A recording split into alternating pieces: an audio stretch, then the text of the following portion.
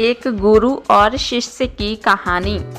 एक गुरु और शिष्य जंगल से होते हुए अपने गांव जा रहे होते हैं। अंधेरा काफी हो चुका था। शिष्य ने अपने गुरु से कहा कि गुरु की काफी रात हो चुकी है, अगर आप कहें तो आज की रात यहीं आसपास के किसी गांव में गुजार लें। गुरुजी ने अपना सर हिलाया और वो आसपास के गांव में एक छोटे से घर के पास जाकर रुके। अब जैसे ही वहां गए तो गुरुजी के शिष्य ने दरवाजा खटखटाया। उस घर में एक गरीब आदमी बाहर आया तो गुरुजी ने बोला, हम अपने गांव जा रहे थे, लेकिन काफी रात होने की वजह से हमने किसी गांव में रुकने का सोचा। क्या हम आज रात आपके यहाँ रुक सकते हैं? गरीब आदमी बोला, हाँ क्यों नहीं, आप दोनों अंदर आ जाइए। अब जैसे ही गुरुजी अंदर गए, उन्होंने देखा कि उस आदमी के घर में बहुत ज्यादा गरीबी थी। गुरुजी ने उससे पूछा, आप क्या काम करते हो? वह आदमी बोला कि मेरे पास बहुत सारी जमीन है।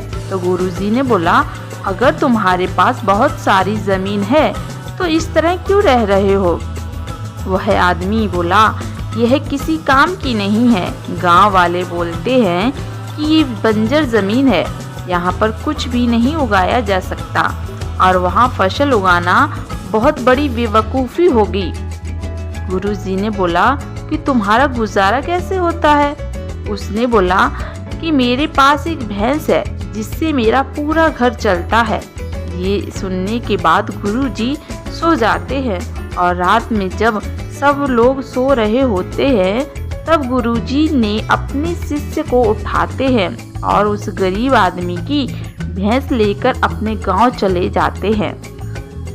शिष्य अपने गुरु से पूछता है कि गुरुजी, कहीं आप ये गलत तो नहीं कर रहे हैं? उस गरीब आदमी की रोजी रोटी इसी भैंस की वजह से चलती है।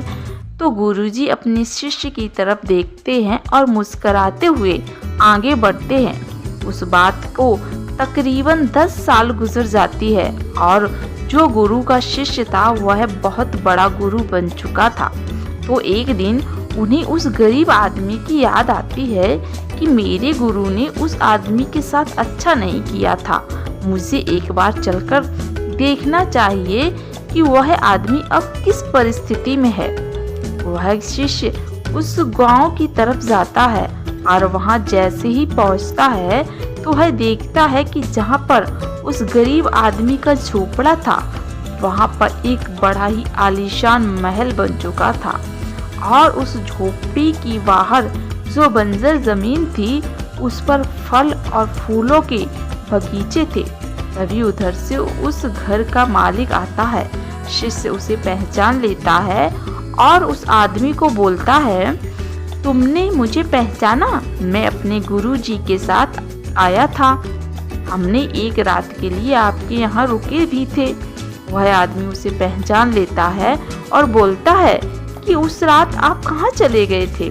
और उस रात के बाद ही मेरी भैंस कहीं चली गई थी, मेरे पास कोई रास्ता नहीं था, तो मैंने अपनी ज़मीन पर मेहनत की और फसल निकल आई और आज मैं इस गांव का सबसे बड़ा और सबसे अमीर आदमी बन चुका हूँ। ये सुनने के बाद शिष्य की आंखों में अपने गुरुजी के लिए आंसू आ गए और उसे ये बात अब समझ में आई और वो रोने लगा। इस कहानी से हमें यही सीख मिलती है कि हमारे अंदर ऐसी बहुत सी टैलेंट छुपी हुई हैं, लेकिन हमें कोई ना कोई चीज़ रुकाए रखती है। वो आपके फैमिली वाले भी हो सकते हैं, आपकी जॉब भी हो सकती है और कुछ भी हो सकता है। हमें अपनी कार्य क्षमता को छुपाने की नहीं बल्कि दिखाने की ज़रूरत होती है। आपके पास भी कोई ऐसी वजह नहीं जिसने आपको आगे बढ़ने से रोक रखा हो। धन्यवाद।